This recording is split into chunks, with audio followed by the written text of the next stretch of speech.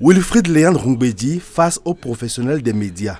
C'est une conférence de presse qui se veut conclusive du quinquennat du président de la République, Patrice Talon, ainsi que de l'office à ses côtés du porte-parole du gouvernement. La séance se déroule en mode question-réponse. Première préoccupation majeure, l'héritage concret que laisse le chef de l'État.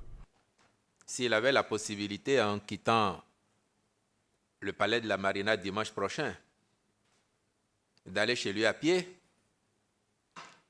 il n'arriverait pas à se frayer un chemin pour le faire. Et pourtant, au début, qui aurait imaginé, à part lui-même, dans son intime conviction, qu'il connaîtrait cette fin en apothéose?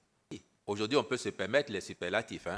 Je pense que ça a été pharaonique, ce qui a été fait pour le Bénin en ces 10 ans sous le magistère du président Patrice Talon. Peut-on encore espérer une grâce présidentielle de Patrice Talon en faveur de certains acteurs politiques actuellement en prison pour diverses infractions?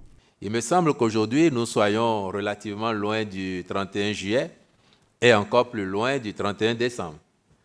Bon, cependant, en 96 heures, beaucoup de choses peuvent se passer, y compris les choses que vous n'espérez pas.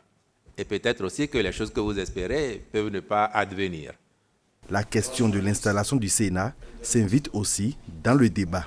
Le Sénat, c'est une institution prévue par la Constitution. Il sera mis en place.